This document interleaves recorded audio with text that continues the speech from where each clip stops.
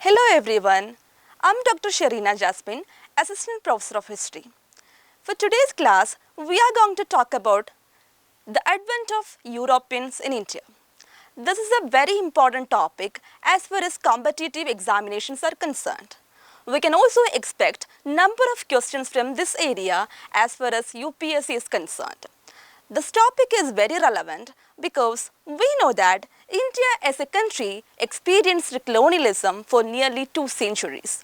The Portuguese, the British, the Danish, the Dutch, the French, all these European powers came to India. They exploited, they extracted, they exported our goods to European countries, and India was a colony for nearly 2 centuries or 200 years.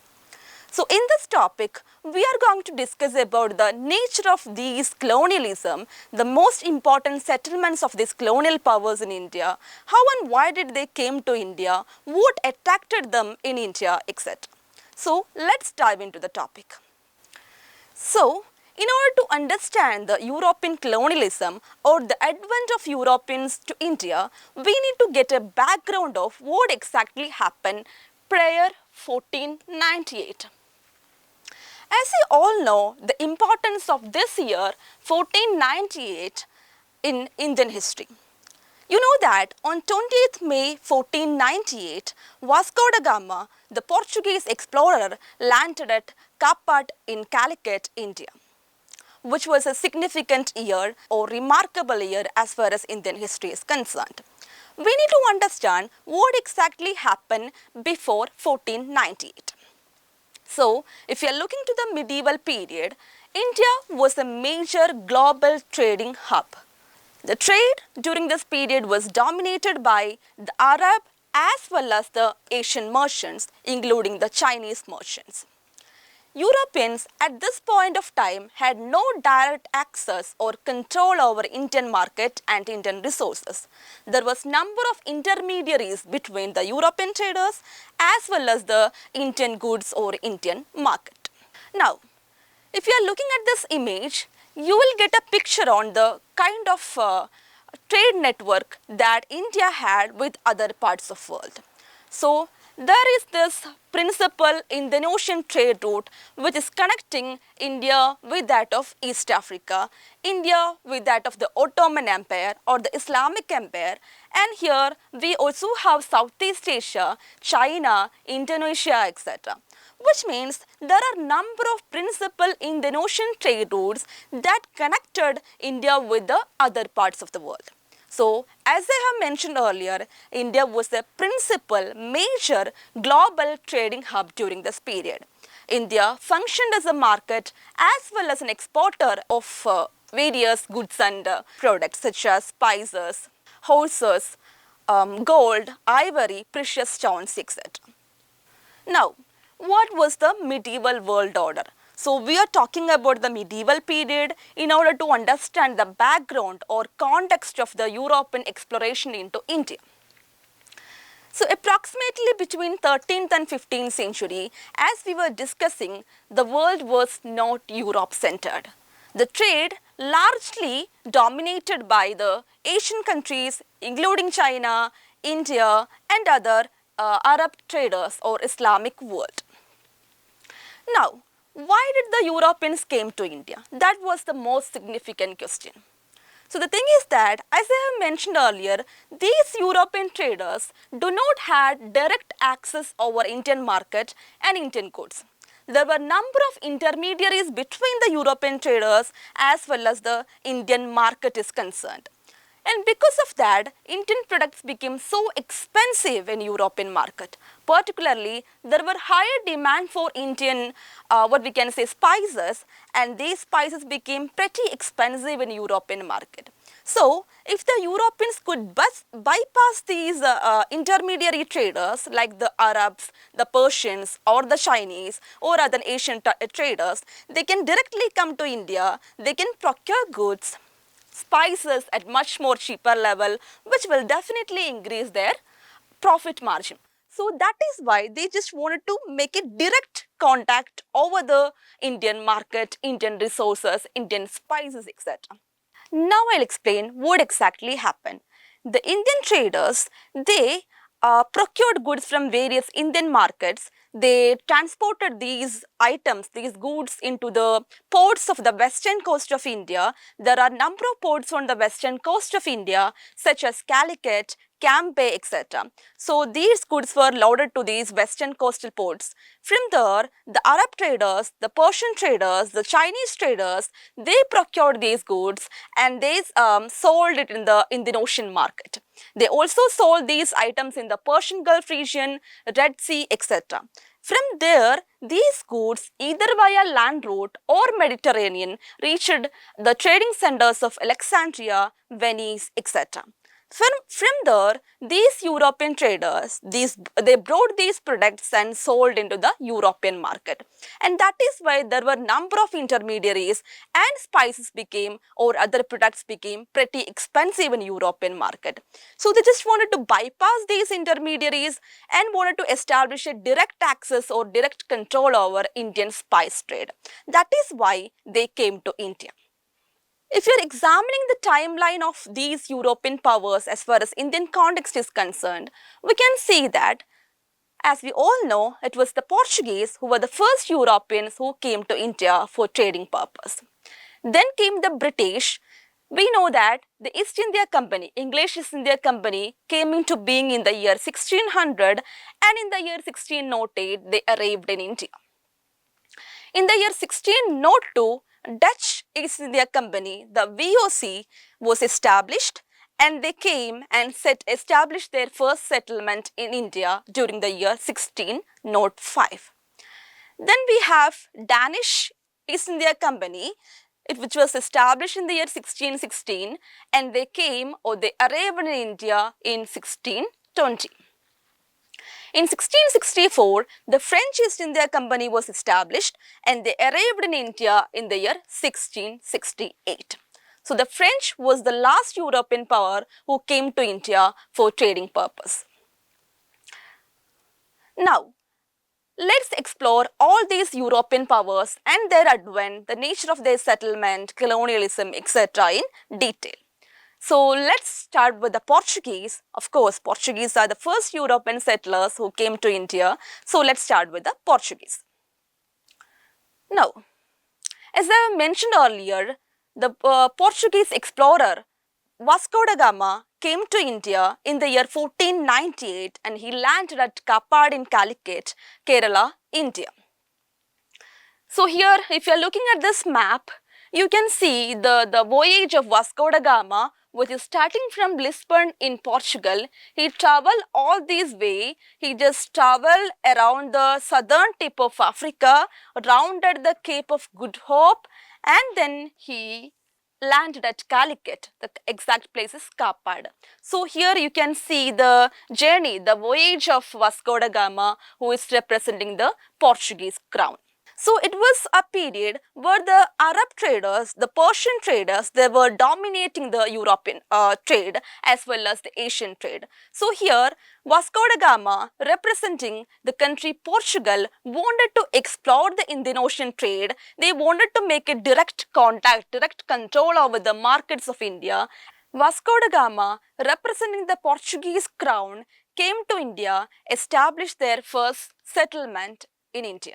So if you are looking at the key centers of the Portuguese settlement in India, they made their first trading settlement at Cochin, and where they built this Fort Emmanuel, which became a key center of Portuguese trade and administration. Later, they had centers at Goa, Daman, Diu, etc. Goa was the capital of Portuguese in India. If you are looking at this map, you can see the major trading centers of Portuguese in India. They had established centers at Masulipatanam, Pulicat, Nagapattanam, Tuticorin. They had centers at Kollam, Cochin, Calicut, Goa. They also had centers in Hooghly, Chittagong, etc. Which means the Portuguese in India established multiple trading centers. Now, coming back, it is the Portuguese who introduced this idea of armed commerce to Indian Ocean Dream. Armed commerce in the sense, by using their naval power, their force and superiority, they tried to control the lucrative spice trade of Indian Ocean region. It was the Portuguese who introduced printing press in India, as well as they also introduced many new crops such as tobacco, cashew, pineapple, chili pepper, tomato, etc. In course of time, the Portuguese power in India declined due to multiple reasons. One of the most important reasons for the decline of this Portuguese trade was religious intolerance. Religion's intolerance in the sense the Portuguese aggressively pursued a policy of religious conversion. They converted Muslims and Hindus of India to Christianity. That actually one of the most prominent reason for alienating the natives or the locals of India from the Portuguese rule. Another most important reason for the Portuguese decline is rise of strong European rulers. There is the English East India Company, Dutch East India Company, etc. They became key rivals for the Portuguese, and that is also one of the most important reasons for waning the Portuguese estado. Indian resistance means there are some local rulers of India like the Zamorins of Calicut, the Mughals, the Marathas, etc. They waged fierce battles against the Portuguese, which also resulted in the declining of Portuguese power in India. There was this Battle of Bassein, which was fought in the year 1739 between the Portuguese as well as the Marathas. So after this battle, Marathas captured almost all the strategic positions or strategic landholds of Portuguese in India, which actually resulted in the declining power of Portuguese. Let's move on to Dutch East India Company or the VOC. Dutch East India Company was established in the year 1602, and the primary aim of Dutch East India Company, just like any other European company, was to expand the trading contact with the East Indies, including India. They mainly focused on trade, not on territorial conquest. Even though they made some kind of territorial expansion in India, but their main focus was on trade.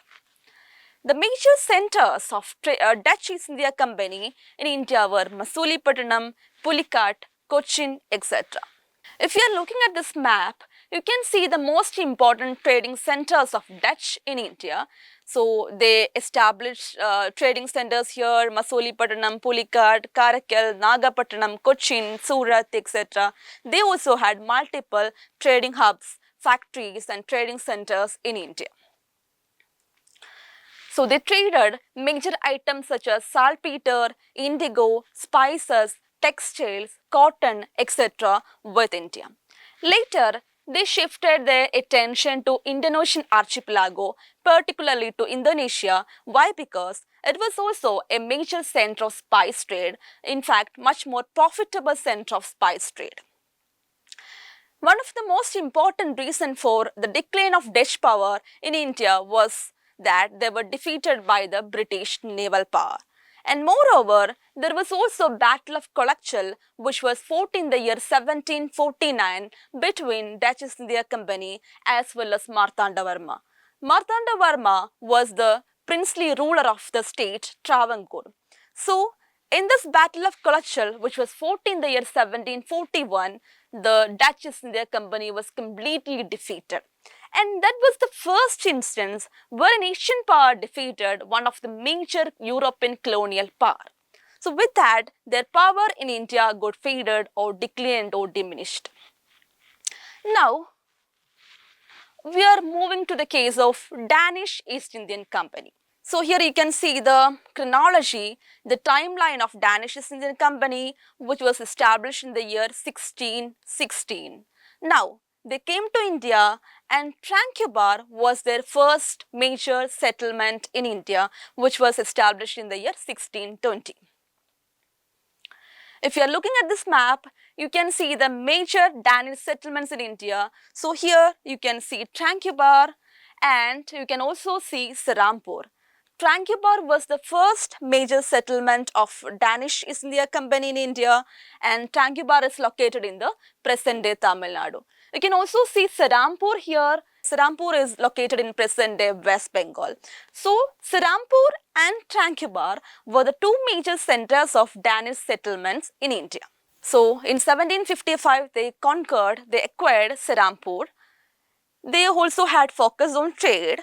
However, they could not maintain their lucrative spice trade in the context of India, and that is why in the year 1845 they sold their major settlements to the British. Now, another major European power who came to India for trade, for conquest was French East India Company. The initial aim of French East India Company, just like other European companies, French East India Company also had the initial aim of trade, but later they tried for or they aimed for imperial expansion and colonial settlement in India. The major centers, trading centers of French in India were Surat, Pondicherry, Chandanagar, etc. Surat was the first major trading settlement of the French in India. Initially, as I mentioned earlier, they had only trading ambition. But later, they wanted to expand their imperial control over India. They wanted to make India as one of their strong colony. As a part of that, they aimed for a strong military ambition, trading expansion under their Governor General Dupleix. That, in fact, led them to involve in the internal affairs or the political affairs of Indian rulers, which directly brought them into direct conflict with the English East India Company or the British in India. So, such conflict between the French East India Company and English East India Company led to a series of battles like the Carnatic Wars, which was fought between 1746 to 1763. As far as these Carnatic battles are concerned, in the beginning, even though the French East India Company could advance, they could make some kind of success, at the end of the battle, they completely defeated by the British East India Company. In the decisive battle, that is the Battle of Wandiwash, which was fought between French East India Company and English East India Company in the year 1763, the French were completely defeated by the English East India Company. Following that, both these parties signed in the Treaty of Paris in the year 1763. So, based on this treaty, even though the French could sustain some of their colonial positions in India, it was actually put an end to the imperial ambition of French in India. So, the defeat of French in India paved way for British supremacy in India. British became unparalleled, unquestioned power in India. So, if you are looking at this map, you can see the major trading settlements of French in India. So, they had centers at Pondicherry, Karaikal, Mahi, etc. These were some of the most important trading centers of the French in India. Now, here is a table which is a quick comparison table. Here you can see the major European powers, their first settlements, and the year in which they started these settlements. So, as far as Portuguese is concerned, as we explained earlier, their major first trading center was Cochin, which was established in the year 1503. As far as Dutch is concerned, their first major trading center was at Masulipatanam, which was established in the year 1605.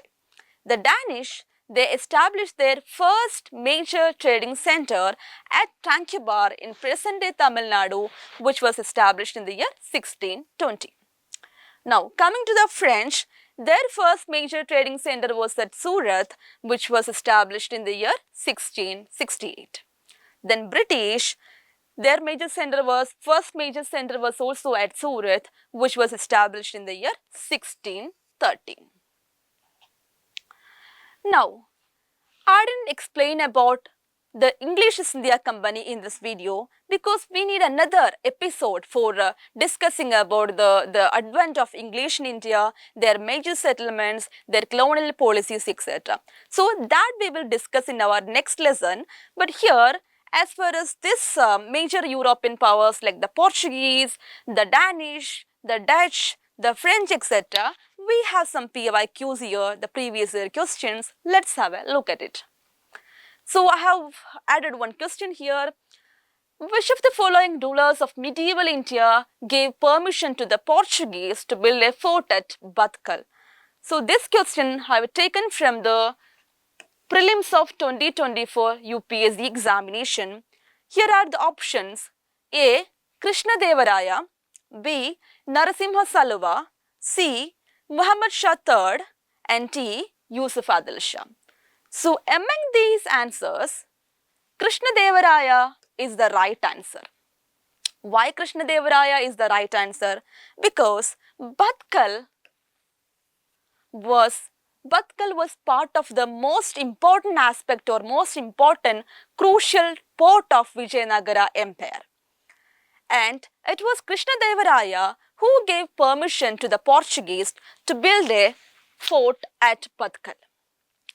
Coming to the other options, Narasimha Salwa, he ruled before the height of the Portuguese in India.